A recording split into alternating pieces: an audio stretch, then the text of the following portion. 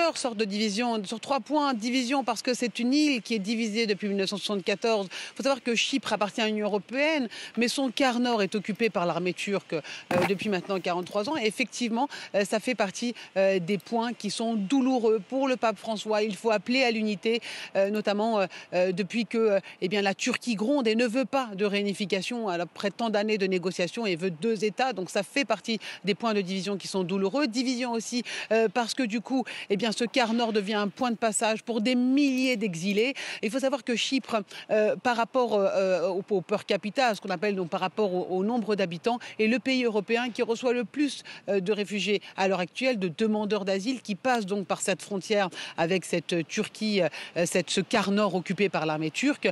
Donc c'est vrai que c'est difficile. 38% d'augmentation pour les 10 premiers mois de 2021 par rapport à toute l'année 2020. Donc c'est dire l'augmentation et c'est dire aussi la gestion de la situation, une gestion que le pape François voudrait bien plus humaine. Et c'est pour ça qu'il y a un appel à l'Union européenne, non seulement fait par François, mais aussi par Nikos Anastasiadis, le président chypriote, qui voudrait partager ce fardeau des demandeurs d'asile. Toutes les demandes d'asile ne peuvent pas être traitées en même temps et c'est la raison pour laquelle cette mise en lumière par l'arrivée du pape François est très importante. C'est un pape américain, mais qui est particulièrement attaché à l'Europe. C'est la 8e visite du pape dans la région.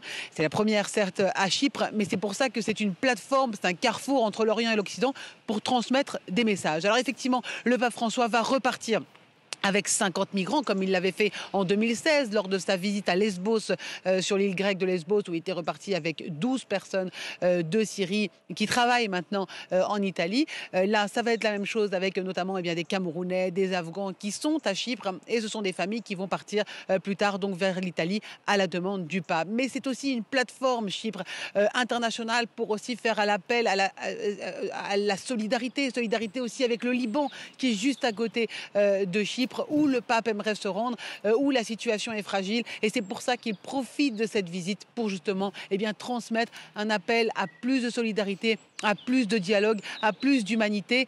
Et en ces temps assez difficiles, ce sont des messages qui sont particulièrement bien accueillis, non seulement à Chypre, mais dans tout le reste de la région.